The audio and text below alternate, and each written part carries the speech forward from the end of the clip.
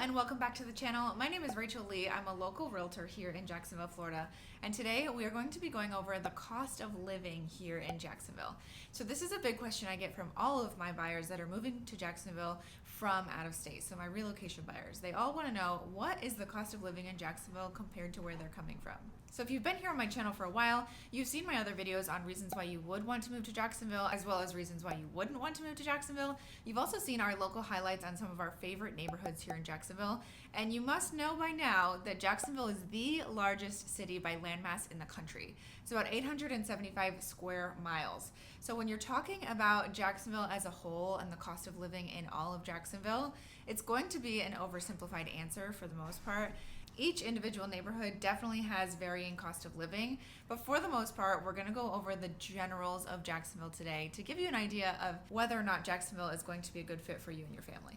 Jacksonville's cost of living is 6% lower than the national average. It's 10% lower than Dallas, Texas, 10% lower than Hartford, Connecticut, 27% lower than Miami, 53% lower than San Diego, California, and 73% lower than Brooklyn, New York. These were chosen at random just to give you a general idea, and some of my most recent relocation buyers have moved from these areas, so it was top of mind.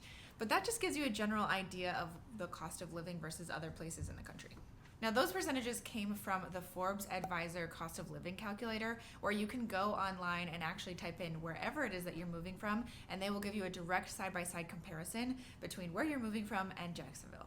I also utilize the MLS for some of these numbers, payscale.com, and NerdWallet as well. So the median home price in Jacksonville for year to date from 2024 is about $310,000.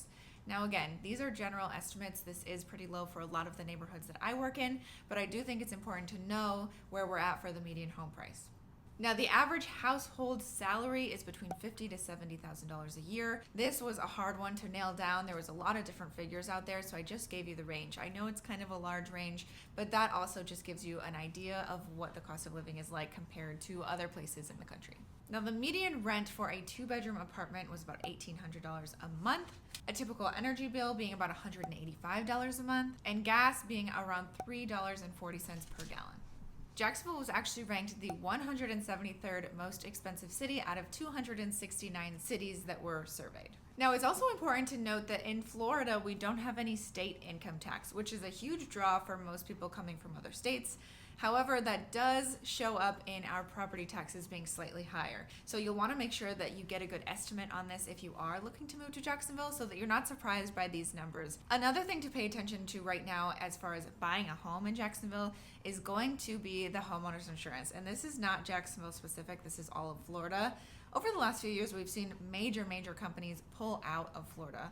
Something like 80% of all of the litigation against the insurance companies comes from the state of Florida.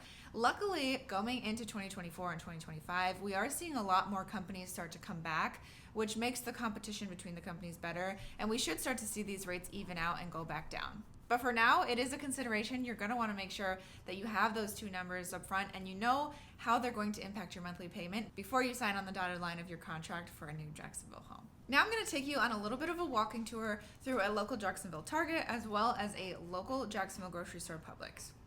This is going to give you an up-close and personal look on some of the items on the shelves and their price tags to give you a general idea of what it would be like to go out shopping for everyday necessities and groceries here in Jacksonville. Again, this is only a reflection of one area. I actually live in the historic districts part of town, so this is going to be a Riverside, Avondale area example of the cost of living in Jacksonville. So with that, let's head out and check those stores out.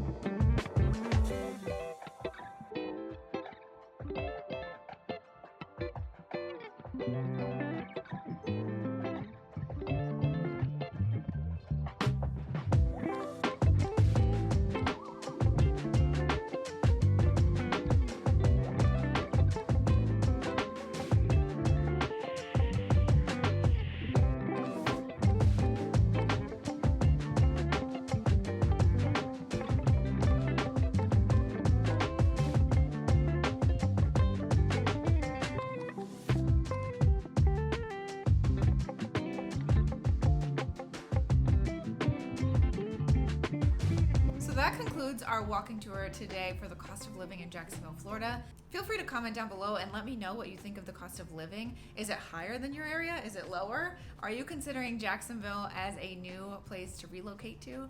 If you're thinking Jacksonville is going to be a good fit for you and this video just checked all the boxes you were looking for, feel free to reach out to us. Our contact information will be here on the screen as well as down below in the description. We love to answer any questions you have about Jacksonville and the different neighborhoods inside of it.